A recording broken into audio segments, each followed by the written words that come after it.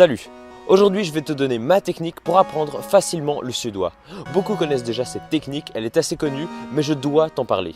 Le titre de la vidéo, c'est comment apprendre facilement le suédois, mais ça s'applique aussi bien à toutes les langues que tu veux apprendre.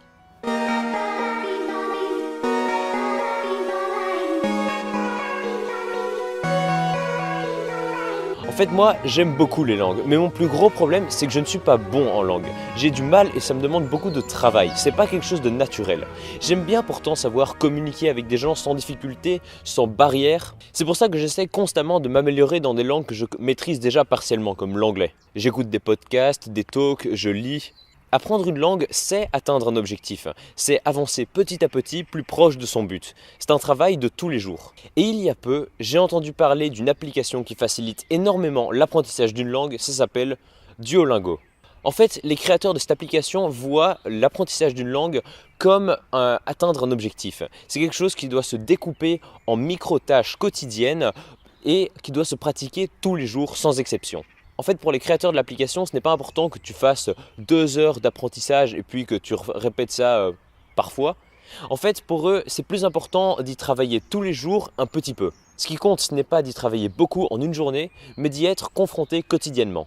En fait, c'est comme si tu devais parcourir 100 km à pied. Au lieu de faire 40 km les 2 premiers jours et ensuite d'être crevé pendant une semaine au risque d'abandonner, ce qu'il vaut mieux faire, c'est avancer d'1 ou 2 km par jour, un petit peu pour avoir encore de la réserve, mais être sûr de le faire tous les jours. Et c'est comme ça en fait qu'on a beaucoup plus de chances d'arriver jusqu'à cet objectif. Ça demande plus de temps, mais on est certain d'arriver au terme. Duolingo te fait faire des séries d'exercices. Chaque série est très courte, maximum 3 minutes.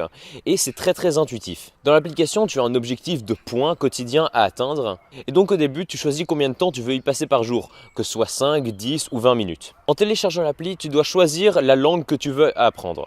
Moi, je t'avoue que j'avais aucune idée et j'avais pas envie d'essayer d'améliorer une langue que je connaissais déjà. J'avais envie de partir sur des nouvelles bases et apprendre quelque chose de complètement nouveau. Donc j'ai choisi d'apprendre le suédois. Ne me demande pas pourquoi, je trouvais ça marrant, c'est tout. Et du coup, maintenant, j'apprends le suédois et j'ai pour objectif de maîtriser le suédois le mieux possible. Je ne compte pas m'arrêter là parce qu'en plus, grâce à l'application, on voit sa progression et à combien de pourcents on maîtrise la langue.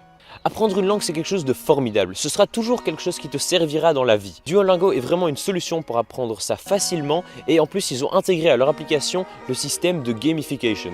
Donc, c'est-à-dire d'intégrer un aspect de jeu, un aspect interactif pour rendre ça plus sympa et plus chouette et qui donne plus envie de continuer. Je vais essayer de tenir ça le plus longtemps possible. Là, ça fait déjà 2 semaines que je le tiens quasiment tous les jours. Dis-moi si toi tu l'as essayé, ça m'intéresse de savoir où t'en es, ce que tu en penses. Peut-être que ça fait déjà des mois que tu connais cette application. Dis-moi quelle langue tu apprends. Tu peux me le dire en commentaire ou en message privé, ça m'intéressera toujours. Sur ce, je te remercie de m'avoir écouté et n'aie pas de rêve, mais que des objectifs.